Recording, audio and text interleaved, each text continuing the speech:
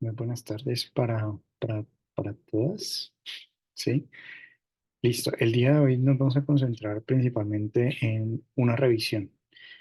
Una revisión, digamos que tiene unas características que la hacen, que ahorita vamos a ver, que tienen como una relevancia, no solamente porque a veces es lo que nosotros llamamos revisiones o artículos de reflexión.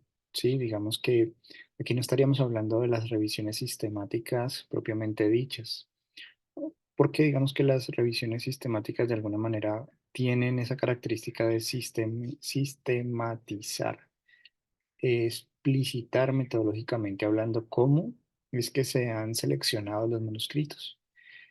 Y digamos que es una metodología aparte. Entonces, posteriormente podemos abrir un curso de revisión sistemática, pero por lo pronto vamos a concentrarnos en una manera que de pronto es mucho más cercana a nosotros. Y eso estaría con relación a los artículos de revisión. Entonces, estos artículos de revisión normalmente son artículos que son importantes, principalmente porque nos van a permitir a nosotros evaluar, casi que organizar y también poder identificar qué es lo importante eh, dentro de un conjunto de datos o de información.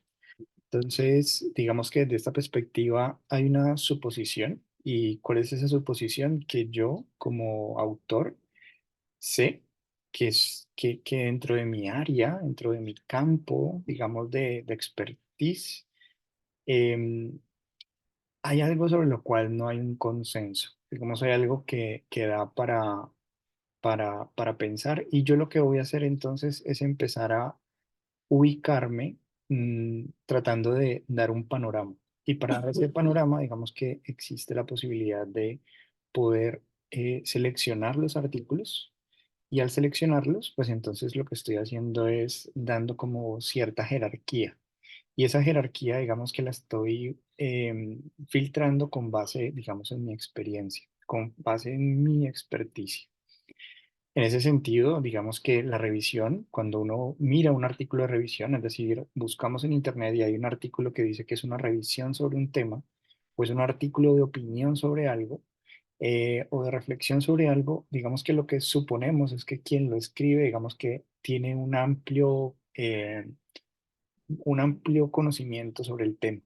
Entonces, digamos que la importancia que tiene para nosotros es que no solamente da esa puerta de entrada para los estudiantes, digamos que cuando es la primera vez que nos vamos a ubicar, digamos, en un tema. Entonces, por poner un ejemplo, una revisión puede ser sobre tratamientos farmacológicos para la obesidad en niños. Y entonces yo quiero, digamos, conocer un poco como que cuáles son los tratamientos más frecuentes, cuáles son, digamos, las problemáticas reportadas más frecuentes. eh, Sin que esto se constituya en una fuente de evidencia para tomar decisiones. Y aquí es donde empieza a aparecer el asunto de la característica de hacerlo con base en una revisión sistemática. Pues digamos de lo que estamos hablando aquí es de una revisión un tanto más narrativa, un tanto más libre, menos sistemática, pero no por ello despreocupada, no por ello, digamos, desconociendo la importancia que tiene poner en el título que es una revisión. Entonces, ¿cuáles son las expectativas que tiene un lector cuando en el título ponemos revisión? Pues que lo que va a encontrar es no todo la literatura que existe publicada en el mundo, pero sí por lo menos la literatura más relevante, más pertinente y de alguna manera organizada. Entonces, cuando eso sucede, pues normalmente los que hacen política pública lo que buscan y los estudiantes lo que también quieren, pues es encontrar un poco como una síntesis, como casi que son preguntas generales cuyas respuestas aparecen en la revisión. Así que, ¿cuáles son los tratamientos más frecuentes para ese tipo de preguntas generales? Podemos encontrarlas aquí. Y aquí vamos a ver que existen, digamos, al final de la presentación les voy a mostrar como unos ejemplos donde nosotros podemos, inclusive, independientemente del área en la que nos encontremos, hacer una propuesta. O sea, que apliquemos lo que hemos visto para hacer una propuesta en alguna de estas opciones. Porque en últimas lo que buscan, digamos, las revisiones es casi que la tendencia. ¿Cuál es la tendencia en conocimiento? ¿Sobre qué se está debatiendo? Sin yo poder ir a un congreso, normalmente el escenario de congreso es como para ubicarnos en las últimas tendencias. La revisión, digamos que también tiene esa finalidad, un poco de poder saber qué es lo último que se está discutiendo, ¿no? ¿Cuáles son esos vacíos existentes, esas faltas de encuentro? Pero al mismo tiempo también permite que se hagan puentes, que cuando yo leo una revisión, que de pronto está en un campo diferente al mío, yo como lector de otro campo puedo empezar a establecer puntos de unión, puntos de comunicación. Entonces, por ejemplo, una revisión, digamos, en neuropsicología sobre toma de decisiones puede servirle a una persona de economía o de administración para entender por qué una persona toma ciertas decisiones en ciertos contextos, qué es lo que hace que tome una decisión. Pues muchas veces cuando escribimos una revisión, nosotros también debemos estar pensando cuáles pueden ser los usos posibles de la información que yo estoy aportando.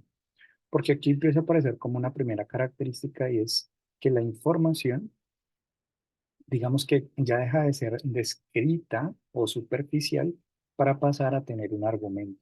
Digamos que vas a tratar de convencer, vas a tratar entonces de decirle al otro las tensiones que existen son estas, las dificultades son estas otras muy explícitamente. Por eso, digamos que alguien que hace una revisión y alguien que lee una revisión, lo que espera es poder tener, digamos, claro cuáles pueden ser futuras investigaciones.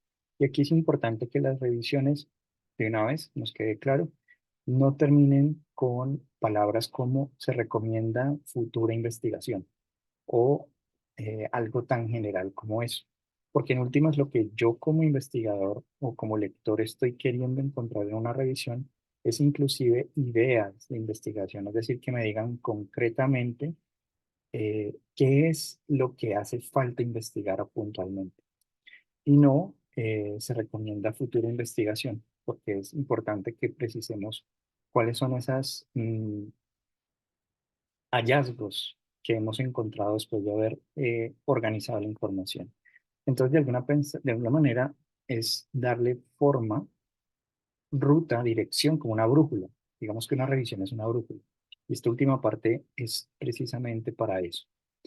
Entonces, ¿por qué, digamos, cuando pensamos nosotros en escribir una revisión, deberíamos estar en esta, digamos, dinámica? De pronto algunos pensamos, bueno, podemos escribir una revisión porque de pronto no tenemos presupuesto en proyectos de investigación y pues una revisión, digamos que es lo que me cuesta el internet, lo que me cuesta la energía y lo que me cuesta mi tiempo, ¿cierto? Y entonces de pronto algunos decimos, bueno, voy a hacer una revisión por esa razón, ¿vale? Pero quizás digamos que esa podría no ser suficiente para sostenernos en el tiempo realizando una revisión, porque vamos a ver que las revisiones pues implican un poco más de motivación, ¿no? Para poderlo hacer.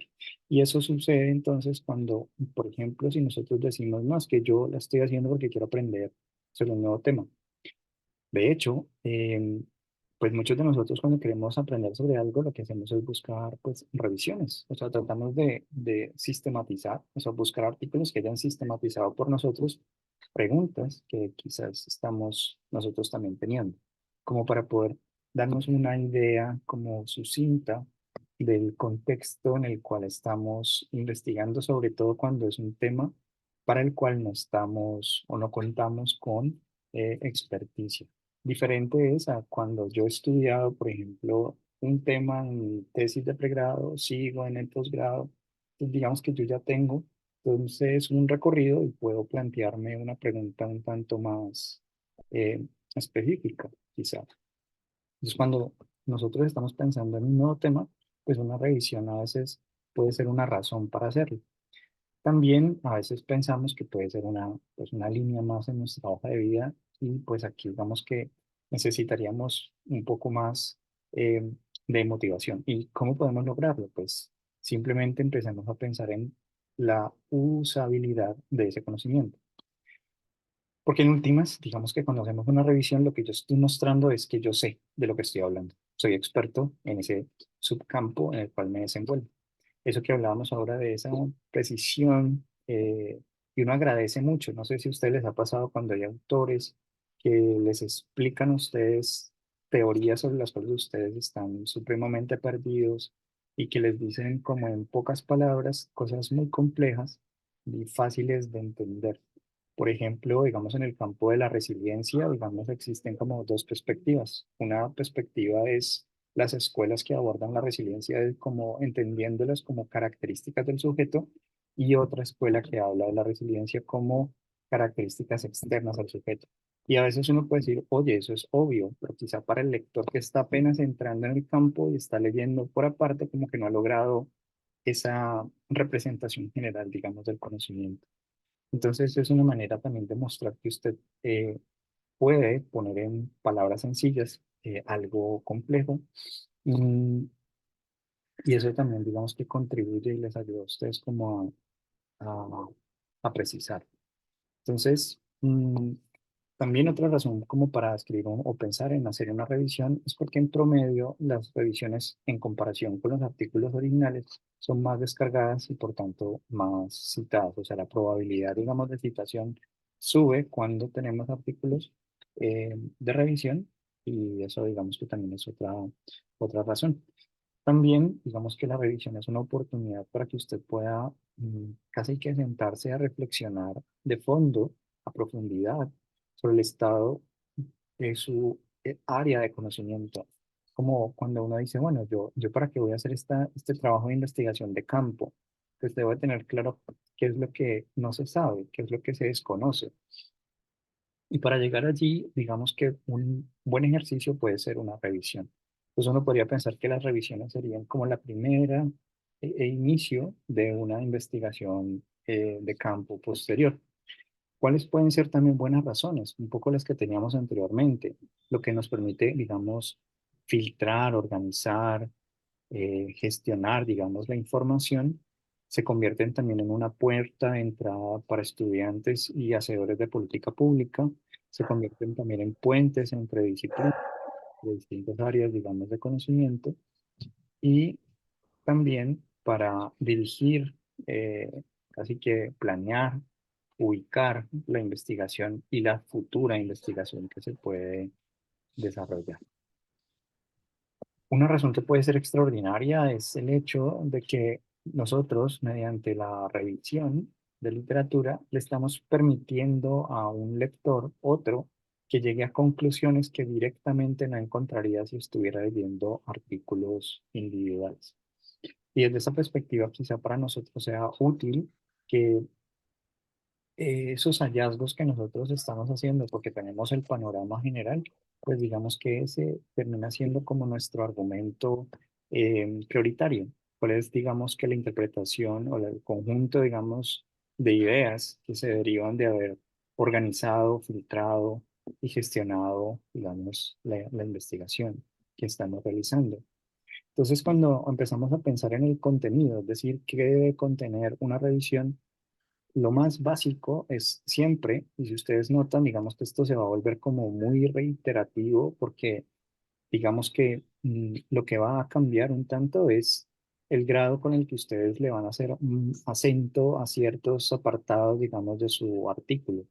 En ese sentido, siempre que escribimos un artículo, siempre que pensamos en la posibilidad de una revisión, tenemos que tener en cuenta, oye, ¿cuál es el argumento central? ¿Qué es, de qué trata mi revisión? ¿Qué es lo que va a permitir terminar contestando? Y eso que se desconoce o sobre lo cual no está tan claro, porque es importante. Y no solamente importante en abstracto, sino importante en concreto, en este momento, porque es importante hacer una revisión sobre este tema. Mm, espérenme un momentito. Listo.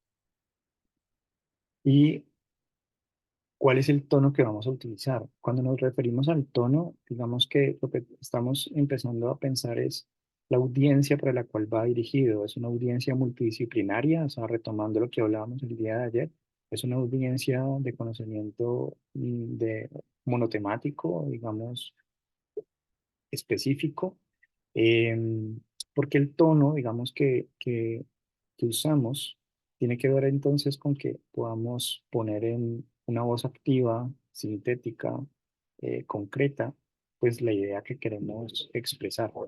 Em, Esto también pues nos lleva entonces a si existen reseñas, es decir, si existen otras revisiones realizadas parecidas a las mías, oye, ¿qué es lo diferente de la mía? ¿Qué es lo que estoy aportando? Por ejemplo, hay una revisión idéntica, pero la revisión se hizo hasta el 2000, no sé, 20. Y por más que he seguido buscando, no encuentro revisiones actualizadas. Y entonces eso porque es importante hacerlo ahora, porque es importante, eh, nos ayuda también a ubicarnos en este aspecto. Digamos que si bien lo pensamos desagregadamente, em, pues realmente lo vamos a ir a tener, digamos que ir integrando al momento de empezar a planear una propuesta de revisión. ¿Por qué es importante que tengamos pues invitación? O sea, que no mandemos el manuscrito, de aquí ya lo tengo listo, y aquí está para usted, sino que siempre es importante comprender el modelo de la revista, porque hay algunas revistas que directamente reciben revisiones, explícitamente dicen, recibimos artículos de reflexión, artículos de opinión, artículos de discusión, ¿no? Ese tipo de, y aparecen allí, digamos, explícita, pero pues no todas las revistas lo permiten.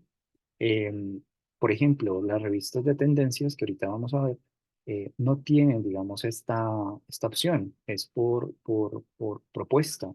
Entonces, ahorita les voy a mostrar un poco pues, para que apliquemos lo que hemos, eh, digamos, aprendido. Oye, si yo quisiera del área en la que yo me encuentro, una propuesta, ¿cómo hago, digamos, ese proceso de propuesta de envío?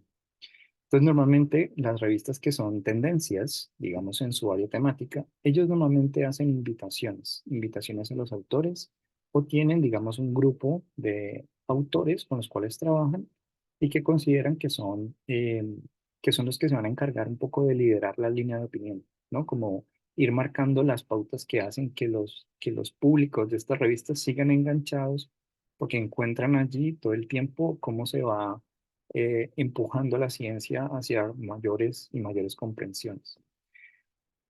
Pero eso no significa que nosotros no podamos hacer, digamos, una propuesta, porque si usted tiene una propuesta y usted, digamos, hace la propuesta y lo solicita, pues existen, digamos, revistas que están interesadas en esas propuestas. Algunas editoriales, la NDPI, Cell Press, digamos que son algunas de las que dice, mire, envíenos la propuesta y se ponen en contacto con ustedes para darle seguimiento. Y aquí es importante que tengan en cuenta que el editor, aquí un poco es como cambiar como la idea de que el editor es como nuestro enemigo. Aquí el asunto es, el editor se convierte, él es el más interesado en tener un documento con posible publicación, ¿sí? Entonces aquí es importante que cualquier duda que usted tenga, pregúntele al editor siempre. Si no encuentra la guía de autor, si no encuentra si se puede enviar una propuesta o no, todo, absolutamente todo, preguntarle al editor. ¿Por qué, digamos, es importante que hagamos una consulta previa? Digamos que siempre uno está con esta inquietud de, bueno, será que esta revista le interesa? ¿Será que lo que yo estoy escribiendo, o yo para qué me voy a molestar, digamos, en enviarlo? Más bien lo formateo para otra revista que sea más afín. Entonces, digamos que nos ahorra bastante tiempo. Nos ahorra tiempo en el sentido de que el editor lo más que quiere, lo más interesado que está, es evitar perder el tiempo de él, su equipo de revisores y de lectores, y abiertamente nos va a decir, mira, esta no es la revista más apropiada para tu propuesta. Pero al mismo tiempo para nosotros, el hecho de, por poner un ejemplo, usted tiene un manuscrito larguísimo, 25 páginas, y resulta que usted no se tomó la tarea, usted dice, bueno, voy a preguntar. Entonces el editor te puede decir, no, nosotros estamos acostumbrados a 3.000 palabras, eso quiere decir más o menos 8 páginas. Entonces, tendrías que ajustar tu trabajo para poderlo enviar a esta revista. Mm, También es importante la consulta previa a nivel de la investigación porque permite también qué tan idóneo, digamos, es para la revista lo que nosotros estamos publicando. Cuando hablamos de idoneidad, estamos hablando de simplemente de cómo el interés de nuestro trabajo se encuadra perfectamente con el interés de lectura de la revista y de su público. Em, si, por ejemplo, nosotros estamos haciendo pues una propuesta de revisión, una propuesta de artículo de reflexión, si yo estoy haciendo exactamente lo mismo que ya fue publicado, pues de entrada me van a decir, mira, es que ya tenemos una revisión similar, digamos aquí en la revista. Entonces te sugeriría otra revista. Entonces también es interesante pues hacer las consultas previas para no empezar el proceso innecesariamente. Y aquí digamos que me voy a centrar un poco en esta parte que tenemos acá abajo. Ahorita hablamos de la parte de arriba, pero en la parte que está abajo, como para conectarlo con lo que venimos hablando, digamos que lo que hace un editor en últimas es hacer invitaciones. Digamos que el sueño, el ideal, ¿cierto? Es que, digamos, si la revista al mes eh, invita 3 manuscritos, ¿cierto? La idea es que esos mismos 3 manuscritos máximo al siguiente mes se estén enviando, se estén sometiendo. Porque lo peor que a un editor, digamos, le puede acontecer es que ese ciclo, digamos, de producción entre la invitación, el sometimiento, la revisión y la publicación pase más tiempo. Entonces, para uno como editor, digamos que es muy importante que como los autores pues te escriban y te pregunten, que uno pueda decir, oye, tengo este artículo que me escribieron que puede ser invitado, lo voy a invitar. Entonces ya tengo uno, me faltan 2. Y así digamos que se vuelve un asunto de colaboración entre editor y autores. Entonces, siempre antes de enviar, para nosotros es fundamental que usted entienda muy bien siempre el modelo de la revista. Porque hay algunas revistas que están de acuerdo con que usted les mande todo su artículo completo. Hay algunas revistas que de entrada por hacer ese envío no, eh, digamos, de entrada te van a decir, no te dan ni siquiera la oportunidad. Entonces, chévere que todo arranque con una propuesta. La mayoría de estas propuestas es, como mencionábamos, no queremos que perdas tiempo.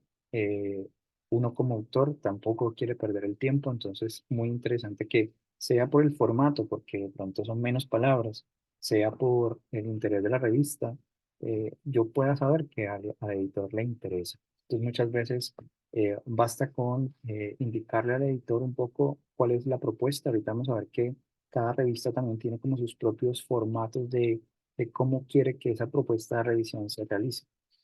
Entonces, siempre es como, oye, el editor te va a ayudar, oye, a cómo presentas el manuscrito, cómo puedes inclusive hasta ajustar la pregunta y el alcance que tienes para que se ajuste, digamos, a la revista.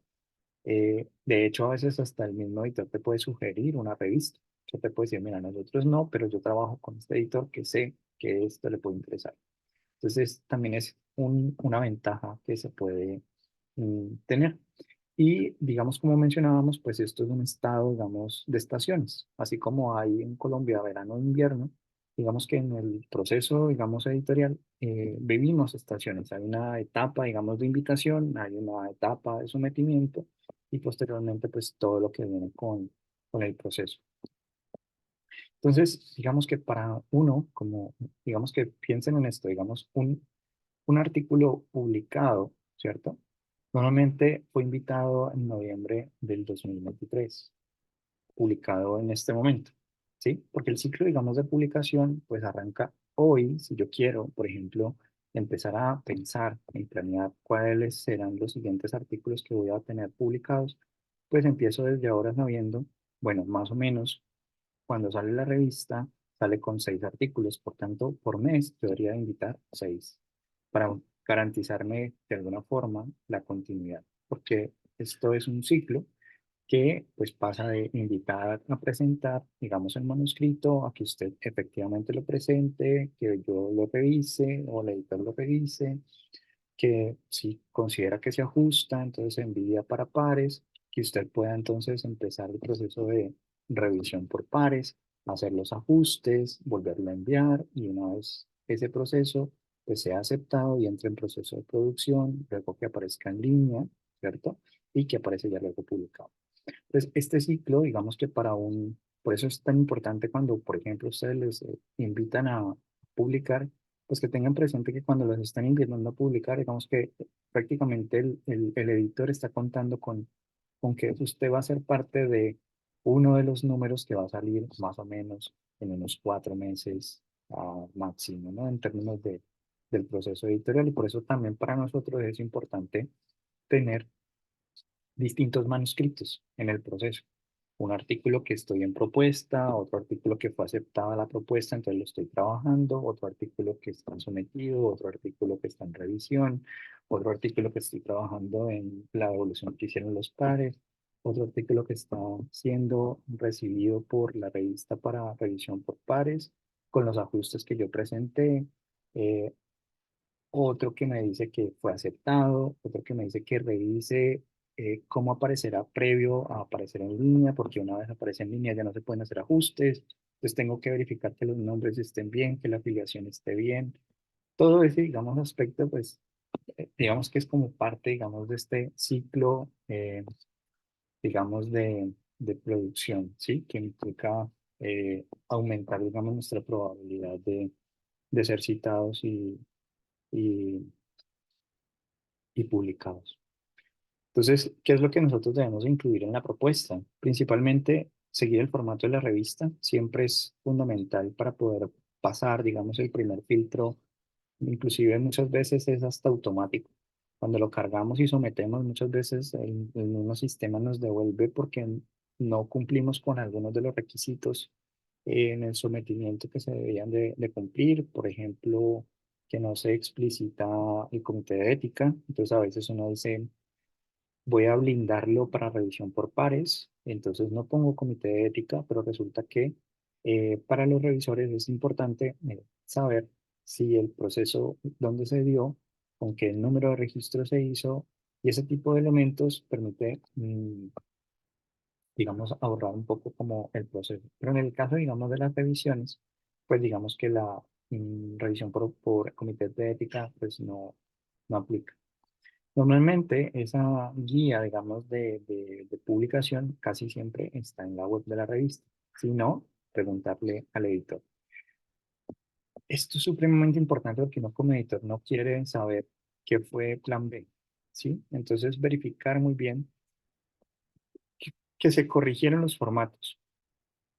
Porque muchas veces usamos formatos de otras revistas para enviar nuestras propuestas o escribir nuestros artículos y es importante entonces verificar que eso que esté corregido, que los nombres coincidan, que el nombre del editor coincida, de la revista coincida y que el formato de la revista pues sea el adecuado. Entonces, si bien hay similitudes en los formatos que los editores buscan en las propuestas de revisión, sí es importante como precisar para que no nos vayamos a equivocar. Entonces, normalmente en nuestras propuestas, pues todo lo que hemos venido hablando, pero entonces principalmente casi que tratar de dejarle claro al que nos lee por qué es oportuno y por qué deberían estar interesados los revisores o el editor, digamos, en esta revisión que estamos haciendo. Si hay otras revisiones, reflexiones sobre este tema, si no las hay, pues hay que explicitarlo. Si ya las hay, pues cuál es la diferencia que hay con esas que ya se han publicado. Em, También a veces es importante que ustedes puedan hablar de la experiencia que tienen con el tema y cuál es lo no, qué es lo novedoso o cuál es la perspectiva que ustedes planean incluir dentro de la revisión. Porque muchas veces, digamos que a veces nosotros tenemos distintas disciplinas o tenemos autores con otros marcos, digamos, interpretativos que pueden enriquecer la interpretación o la reflexión que estamos haciendo. Entonces aquí es importante cuando lo hablamos explicitarlo. También que quede presente o explícito que nosotros sabemos de lo que estamos hablando y cómo lo hacemos, mostrando referencias que estén recientes y muy, digamos, citadas, digamos, dentro del ámbito, digamos, de interés. Entonces, a veces, ¿cómo se mide, digamos, el impacto de un paper o qué tan pertinente puede ser? No solamente porque el título es relevante o el resumen es relevante, sino por el hecho de que también es bastante citado dentro de las otros artículos de revisión. Em, y digamos que esto también hace que nosotros podamos ubicarlo, digamos, en PubMed, que es, digamos, una herramienta completamente abierta, gratuita. Cuando nosotros estamos revisando, por ejemplo, un artículo y empezamos a notar que este artículo ha sido citado por otros artículos, allí nos damos cuenta un poco de qué tanto impacto ha tenido el artículo dentro de su área temática o dentro del tema que está abordando. Porque muchas veces, pues las citas dependen del tiempo, ¿no? Dependen de qué tanto, digamos, las personas comparten y demás. Solamente que a la velocidad con la que ahorita tenemos las redes sociales y los recursos digitales, que por eso es la última, digamos, sesión del curso, es un poco sobre cómo aprovechamos estos recursos para aumentar la probabilidad de citación. Porque si nadie sabe lo que yo acabo de hacer, difícilmente pues tendría que esperar a que el tiempo transcurra, ¿no? Y va a ser como un poco pensar en el interés compuesto, ¿no? Que, digamos, una persona me cita, luego alguien lee a esa persona y entonces encuentra el artículo, y entonces aparecen ya dos citas y posteriormente entonces ya son cuatro y posteriormente, sí, se va dando como de una manera exponencial, pero hay un momentum, ¿no? Hay, digamos que una cosa es uno publicar algo sobre COVID estando en COVID, al inicio cuando no se sabe nada,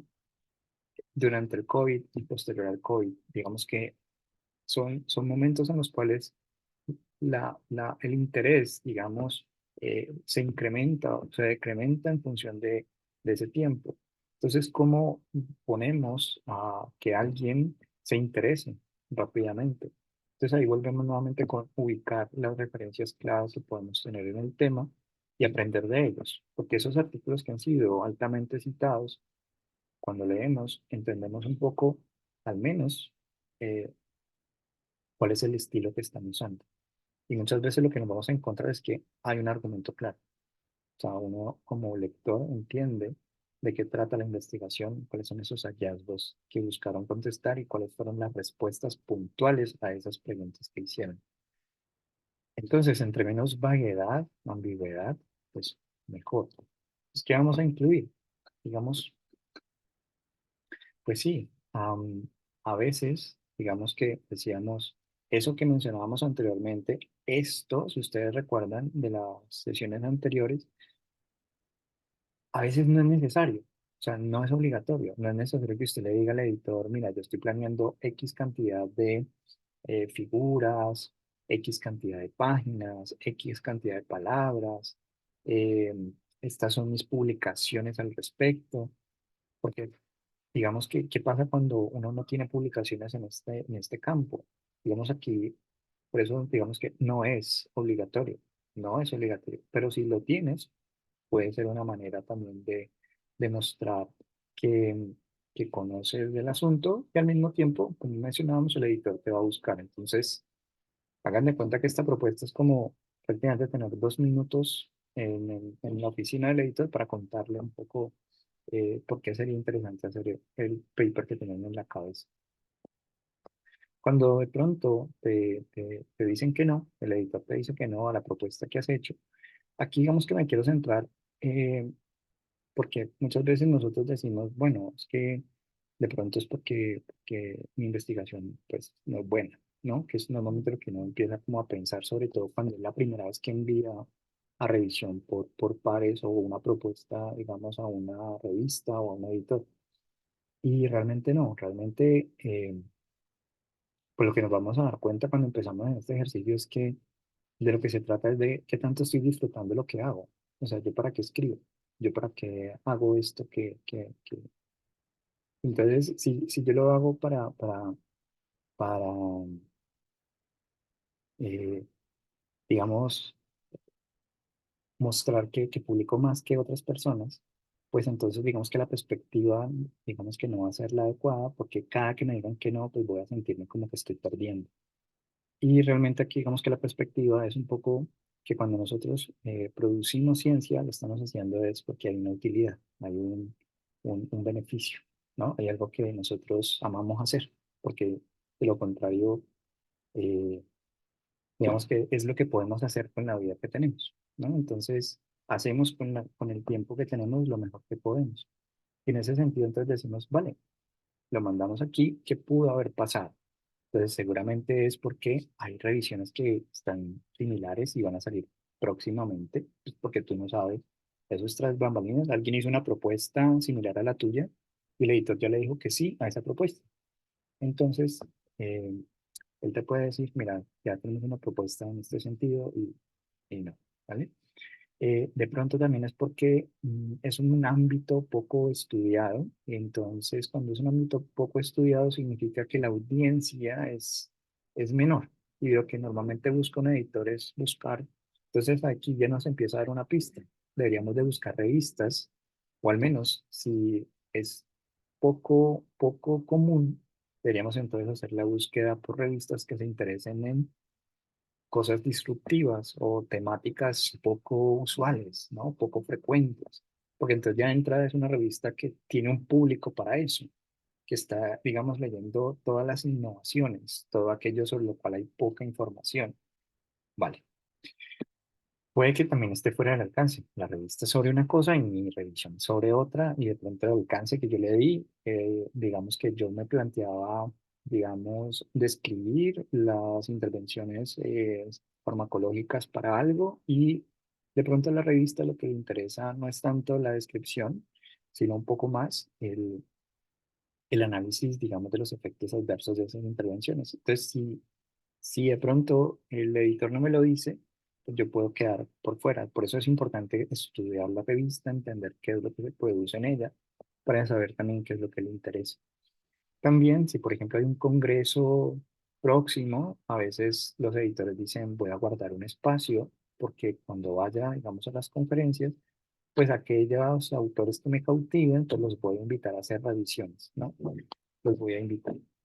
Entonces, de pronto también es eso. De pronto también es porque te hace falta de pronto la experticia adicional, la experiencia adicional de otro autor. Em, o que ya, digamos, esta línea, digamos, de producción que veíamos hace un momento, pues ya está cubierta. Digamos que se alcanzó el número mínimo y ya todos los autores han dicho que sí y están en el proceso de sometimientos. No necesariamente entonces al final, ¿qué podemos hacer? Podemos entonces revisar el objetivo para no decir, bueno, de pronto puedo ajustar el alcance. Si puedo decir, ah, bueno, de pronto yo lo hice es muy superficial, voy a hacer un análisis un poquito más complejo. Voy a detenerme un poquito más en algunos detalles. O también porque de pronto no fui muy explícito en qué es lo que estaba aportando. Entonces también me puedo ocupar de facilitarlo. De pronto también puede ser viable cambiar el formato. Entonces pasar, digamos, de uno de reflexión a un artículo corto. Porque de pronto tengo la oportunidad de recoger datos y hacer una discusión al respecto de esos datos. También podemos volver pues en unos meses y podemos, que a veces es el tiempo, ¿no? Justo en el tiempo que usted envió había una conferencia. Entonces simplemente es, bueno, volvamos a intentar posteriormente. Porque un no, digamos, es a una propuesta, pues sucede en ese momento. Es no en este momento, pero puede suceder más adelante. Y también invitar a coautores que ustedes puedan decirles, oye, mira, tengo esta idea, ¿qué te parece? Y de pronto el otro te puede ayudar a enriquecer, digamos, la novedad o el alcance también de esa revisión. Cuando ya digamos que tenemos como, bueno, listo, vamos a escribir la propuesta, muchas veces pues aparece este asunto de la procrastinación, este asunto de navegar en redes sociales, este asunto, digamos, de posponer y como quedarnos eh, un poco al margen. Y pues al respecto, digamos que nosotros vamos a pues, abordar puntualmente, digamos, algunas recomendaciones al respecto. Porque, por ejemplo, existen técnicas para poder hacer, digamos, el ejercicio de de escritura de artículos más o menos eh, en 12 semanas y media. Eso quiere decir más o menos cada 3 meses, ¿sí? Eh, tener alrededor, ¿no? de un manuscrito al menos sometido y tener como ese ciclo de producción, ¿vale? Entonces, pues la procrastinación, cada una, digamos que sabe qué tanto, qué poco procrastina, digamos, para escribir, para comunicar sus resultados de investigación. Em, entonces aquí, pues, es simplemente como el hecho de uno ser consciente de, de esto, pues puede hacerse cargo. Digamos que dejar, aquí digamos que palabras menos es, ¿quién procrastina? Yo. No procrastino porque me llamaron, no procrastino porque me escribieron, no procrastino. O sea, no es responsabilidad de alguien más, es mía. Si procrastino soy yo, si no procrastino soy yo. Si me va bien soy yo, si no me va bien soy yo. Es un poco como asumir la responsabilidad. Cuando uno asume la responsabilidad, vamos bien, empezamos bien, empezamos por ahí. Es como organizamos, digamos, nuestro manuscrito. La recomendación es tener un esquema de trabajo. Ese esquema, digamos, de la reflexión, casi siempre es interesante tener alrededor de unas 4 a 6 secciones principales. Hablábamos, digamos, en las sesiones anteriores de introducción, metodología, resultados y discusión. Hablábamos de 4, las referencias 5, y pues, si hay algún tipo de agradecimientos o alguna cuestión así, o conclusiones o cuestiones así, puede estar ahí la sexta. Nuevamente, dentro de la metodología se acostumbra, digamos, tener algunas subsecciones, ¿cierto? Algunas subdivisiones que, pues, la recomendación es que no sean, digamos, mm, pues, como tan forzadas. O sea, la recomendación es un poco tratar de mantener como cuando ustedes ven una lectura de un párrafo y a veces uno dice, "Uy, este párrafo está muy cargado porque tiene demasiadas líneas. O la introducción es un pequeño párrafo, pero la discusión es larguísima o los resultados son pequeños.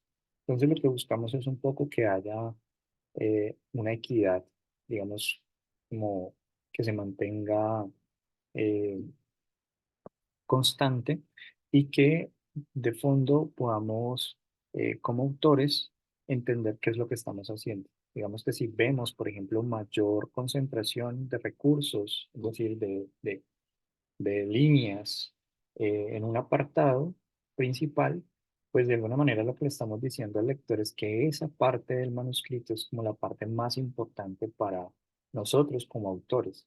Entonces de aquí, de alguna manera, el hecho de tener, eh, pues en términos de organización, una organización, pues como que uno visualmente pueda notar que hay un mantenimiento, digamos, de una estructura eh, afín, constante, puede ayudar bastante también en la organización. Mm, que todo pues tenga, digamos, la debida atención, que de pronto no tengamos como un exceso de atención a la introducción y hayamos pasado por alto en la metodología alguna palabra sin explicar, algún acrónimo sin indicar. Entonces, pues, tratar, digamos, de que si vamos a subdividir, pues realmente es porque pues lo hay con qué subdividir, ¿no? Digamos que no es forzado. Entonces hablamos, digamos, que cada subsección, digamos, subdivisión, pues tenga entre 2 a 4 párrafos. Mm, si tenemos secciones cortas, pues no hacer subdivisiones. Mm, tratar de que si hay algo muy largo, tratar de convertirlo entonces a 2 secciones principales. Entonces a veces uno en el método tiende a subdividir o en los resultados tiende a subdividir. Entonces lo interesante es poder agrupar en torno como a grandes categorías o en grandes grupos, digamos, de resultados y empezar entonces a entender que nos gusta que lo semejante vaya con lo semejante. Eso quiere decir que lo que aglutina, digamos, a una sección, pues eso es lo que queremos encontrar en esa sección. Entonces veíamos en sesiones anteriores el que cumple cada uno de los puntos, digamos, para qué es un título o para qué es un resumen. Entonces aquí es un poco también como cada párrafo tiene una intención. Entonces, si yo, por ejemplo, pienso, oye, este párrafo lo puedo borrar, lo puedo quitar y no pasa nada, significa que es un párrafo que sobra, es un párrafo que no está aportando eh, nada a lo que vengo diciendo. Entonces ahí empezamos como a decir, oye, si me están pidiendo que edite, me están pidiendo que precise, pues muchas veces mm, pensamos que más es mejor y aquí digamos que no, es calidad por encima de cantidad en últimos. Lo que interesa, digamos, a un revisor, pues es garantizar que estamos hablando de cosas recientes, ¿no? Que estamos diciendo algo que de pronto no sabemos. Y darnos cuenta de que estamos diciendo algo que no sabemos. A veces al mismo autor de la revisión le toma tiempo darse cuenta de qué es aquello que, que está aportando. Entonces aquí pues es importante como precisar que las revisiones no es para que usted base, digamos, información, digamos que describa según este autor esto, según este otro esto, y usted va poniendo ahí datos de manera aleatoria. Porque digamos que lo que queremos es que el lector no acuda a esos artículos independientes, sino que acuda a nosotros para llegar a conclusiones, ¿sí? Por lo tanto, es interesante que usted pueda hacer comparaciones, que usted pueda hacer críticas, que usted pueda evaluar, digamos, la calidad de los argumentos, y esto, digamos, es importante porque muchas veces en ChatGPT, por ejemplo, que estamos habituados a veces a decir, ah, resúmeme este paper, o en Consensus, que es, digamos, una herramienta para evaluar consenso entre artículos y decir, oye, eh, el uso de este medicamento sí o no afecta, o sea, afecta la memoria o no la afecta. Entonces dice el artículo, el consenso que sí, pero yo soy el experto y no voy a leer entonces los artículos y me doy cuenta entonces que si bien es un sí, digamos que en un ensayo clínico, por poner un ejemplo, una asociación entre una intervención y un efecto adverso de un 0,05, pues digamos que lo que estaríamos diciendo es aceptamos un 5% de error. Es decir, que esa asociación, ese desenlace adverso se puede haber debido al azar, en un 5%. Y entonces uno diría, oye, pues esto en un ensayo clínico pues no es tolerable, al menos la máquina puede decir, sí, hay una asociación, pero nosotros como expertos decimos, pero un 5% en un ensayo clínico, pues hay que interpretarlo con precaución. ¿Qué sería deseable? Que ese margen de certeza fuera de un 99% de certeza. ¿Eso qué quiere decir? Que la asociación no está expresada en P05, sino que esté por lo menos en 0,1 o que esté en 0,01. O sea, un 99,9, muy cerca de que es debido a este fármaco que hay una afectación en un desenlace adverso sobre la persona. Entonces, desde esa perspectiva, aquí es importante que nosotros podamos hacer ese ejercicio, digamos, esta humanización, digamos, de los datos, darle sentido a los datos. Entonces, mm, que inclusive ustedes puedan ser críticos de lo que están escribiendo, o sea, de lo que yo venía pensando y ahora después de esta revisión pienso. Si bien no lo vamos a escribir en primera persona, pero nos puede ayudar a nosotros a poder establecer lo que otro autor como investigador cercano al campo podría estar pensando. Hacer síntesis de ideas que son dispares. A veces esto es creo que lo más desafiante que tiene una revisión, porque en últimas es como poner a conversar gente que habla distintos idiomas o poner a conversar métodos de investigación distintos con hallazgos distintos en poblaciones clínicas distintas. Entonces, ¿cómo hacemos para poder conciliar y hacer una síntesis que sea comprensible? Tratando de explicitar las ideas más importantes. Y aquí es importante entonces lo que les mencionaba al principio de la presentación, no solamente decir se necesita trabajo futuro o se sugiere investigaciones posteriores o mayor investigación en este campo, o mayor número de revisiones sistemáticas, o mayor número, no, se trata de ser precisos en términos de ideas concretas que sirvan para que los autores de allí puedan derivar en experimentos futuros, porque ya de entrada con eso te estás ganando una cita. Es decir, el autor que va a proponer su investigación te va a citar, porque va a decir, acorde con la revisión de, que menciona que hay un vacío aquí, entonces nosotros vamos a hacer esto. ¿Sí? Ya de entrada me estoy ganando al menos una cita. Aquí también muchas veces es hacer el camino, o sea, digamos que yo como investigador muchas veces estoy pensando simplemente en el tema, ¿cierto? Pero cuando empiezo a pensar ya en el uso de la investigación que estoy realizando, entonces yo ya empiezo a trazar un camino, cómo esta investigación, que está en un lenguaje científico, puede ser traducido, bajado, acomodado, para que la gente se pueda apropiar. Y no solamente la gente, sino los empresarios, los hacedores de política, pueda ser usado por la industria. ¿Sí? Entonces aquí se vuelve interesante el asunto. También es importante gestionar las expectativas de los lectores, porque muchas veces cuando decimos revisión, oye, ¿qué es lo que me voy a encontrar en esa revisión? Entonces hay que decirle a los lectores por qué ustedes hicieron la revisión, por qué es oportuno hacerla, porque usted eligió escribir esa revisión o esa reseña, esa reflexión en este momento. También es importante entonces que usted pueda indicar cuando una reseña, una revisión no sea exhaustiva, pues dígalo. Mira, por ejemplo, solo revisé PubMed, no incluí otras bases de datos. ¿Ok? ¿Eso se traduce en qué? ¿Sí? ¿Cómo tienes que leer mi revisión? ¿Tengo un sesgo de publicación? Sí. Solamente tengo publicaciones del área de las ciencias médicas. Ahora, si mi revisión es en el área de las ciencias médicas, puede que el impacto sea menor. ¿Sí? Si es en el área de las ciencias sociales, el impacto puede ser mayor. Entonces también es un poco de qué estoy hablando para saber cómo juzgo también hasta dónde fui o no fui exhaustivo.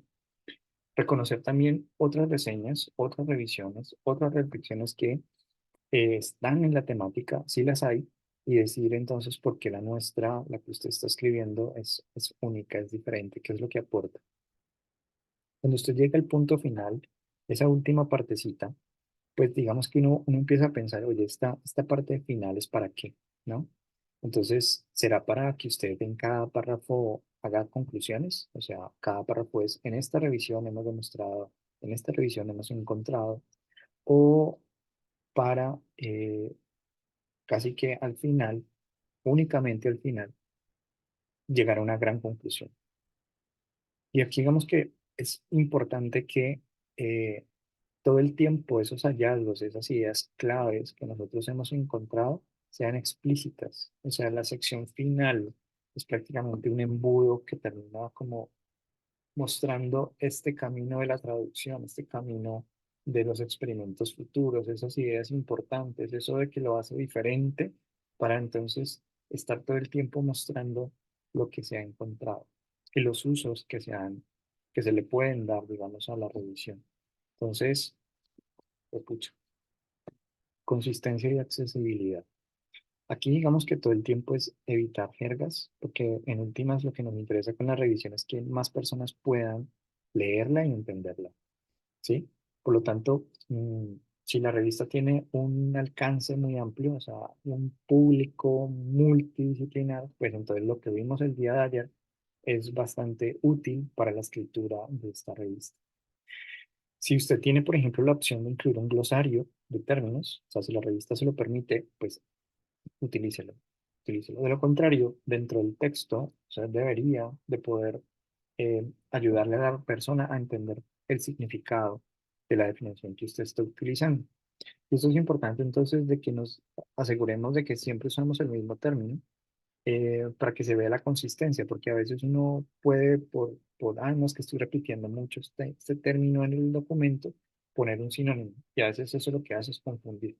Entonces, la consistencia es siempre el mismo término, usarlo de forma coherente en todo el momento, o sea, que el significado, por ejemplo, a veces uno utiliza el concepto de mm, asociación estadística o significancia estadística y lo utiliza eh, fuera, o sea, no hay un uso o no está expresando, digamos, una asociación en términos de un cociente, de un número, de un dígito que expresa una asociación o una relación estadísticamente significativa. Entonces, lo importante es como cuidar el uso del lenguaje. Solo usamos estadísticamente significativo para referirnos a, ¿sí? A lo numérico. Entonces, mantener siempre como la coherencia, como que si yo estoy hablando todo el tiempo de esa forma, el autor va a entender cuando yo hago uso de este y no va a pensar si se debe a otro significado o es el significado específico que le he venido dando a lo largo del documento. Por eso es supremamente importante la revisión. Sé que eres un experto, pero eso no significa o no pienses que todos los lectores saben tanto como tú. O sea, básicamente es con esta accesibilidad se logra en la medida en que podemos ser consistentes en la forma en que explicamos nuestros términos y los usamos a lo largo del documento. Pensar entonces si cumplimos con los requisitos de la revista, pues algunas revistas tienen algunas flexibilidades, ¿cierto? Pero normalmente 50%, si estamos 50% por encima del límite que se ha establecido, la recomendación es que lo revises. Es que el límite, por ejemplo, en el resumen es 250 palabras y tengo 255. Vale, eso no supera el 50%. ¿Listo? Posibles normas que pueden ser diferentes en la presentación inicial y la versión revisada. ¿Qué quiere decir esto? Que ustedes a veces hacen o hacemos, ¿cierto? El hecho de, yo te digo que voy a hacer mi propuesta sobre esto y termino entregándote otra cosa. No. Eh, Siempre que uno tenga dudas sobre los límites, más que escribí 255 palabras y quiero estar seguro, bueno, pregúntele al editor. El editor siempre está dispuesto eh, para ubicarlo, ¿no? Entonces, si bien los formatos de referencia, las figuras, cuántas palabras, todo eso son forma, eso puede abordarse después. Pero sí es importante aspectos críticos de su manuscrito que usted le pregunte al editor para ahorrarse tiempo, excepciones, número de tablas, número de figuras, cosas así que usted dice quiero incluir y que abiertamente la guía de autor no permite. Usted quiere publicar a color y la revista dice que no publica color. Entonces, tiene que ajustar, tiene que ajustar o preguntar al editor. Normalmente va a tener que ajustar, digamos, su figura o le van a indicar de qué forma publicarlo, es decir, tiene que pagar un dinero para que aparezca a color. Em, bueno, siempre esto va a cambiar de revista a revista, los formatos, algunos son Vancouver, otros son APA, pero la recomendación es volver a leer, siempre volver a leer, porque no es terminé y lo mandé, sino que, vale, si hay varios autores, de pronto se dividieron las secciones o ya tiene sentido las transiciones que estamos haciendo y ponerse en el lugar del lector, o sea, escriban como lectores y lean como escritores. ¿Qué quiere decir este, este autor con lo que acabo de leer? ¿Te hace falta de pronto algo? Entonces de pronto me hace falta acrónimo, me hace falta de pronto poner el nombre de la figura o la nota de donde proviene, mm, preguntas que pueden ser pendientes. Siempre revisar el manuscrito, porque el editor está para ayudarle a que usted tenga éxito. Mm, es bueno que usted interactúe o sea, con los revisores. Cuando le lleguen las revisiones, usted diga, oye, Eh, reescribir la sección no significa que usted se ponga como a editar. Se trata de, oye, no fue clara, no fue clara. Entonces tengo que eh, volver nuevamente a cuál fue el mensaje que quería decir y que se entienda.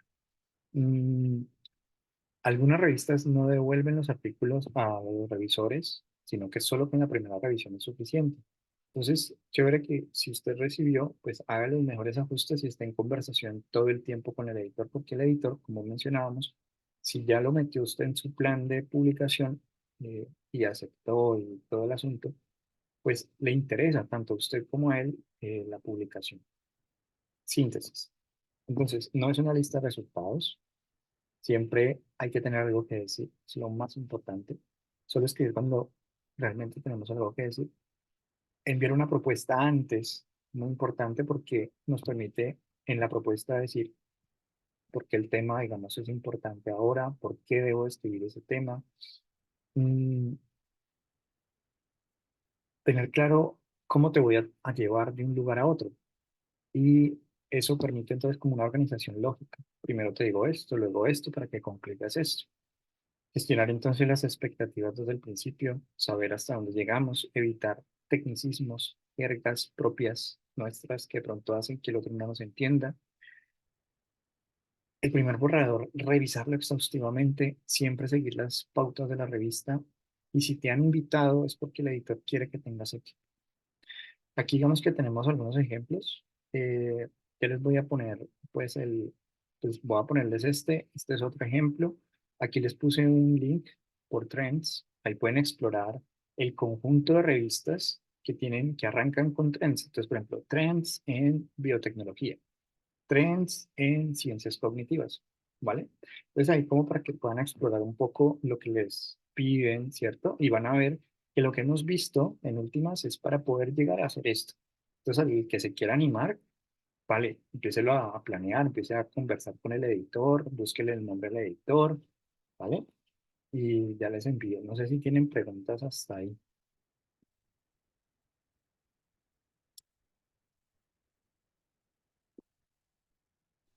No, señor, muchas gracias. Bueno, sí, tenía pensado un poquito más de cositas, pero el tiempo se me acabó. Entonces, ahí les dejo el link. Exploren estos links, estos dos links, que son bastante útiles para ustedes. Para encontrar, por ejemplo, revistas, los vamos a mirar cómo seleccionarlas. Pero chévere para que miren por áreas. Por ejemplo, hay una de trends en medicina, por ejemplo, profe Melita. Entonces, así, ¿no? Entonces uno empieza como a ir mirando. Bueno, eh, ahí les dejé el link. Por favor, nos vemos mañana para continuar. Mañana vamos a estar pues centrados en cómo escribimos un reporte de caso. Entonces, si alguno tiene por ahí reportes de caso, pues puede como que lo que estamos hablando, irlo ajustando de una vez y, y preparando pues su manuscrito. Bueno, muchas gracias a todos por su presencia. Cuídense mucho. Vamos. Muchas gracias, profe. Muchas gracias. Bye. Vale. Chao. Gracias. Gracias, doctor Alejandro. Gracias.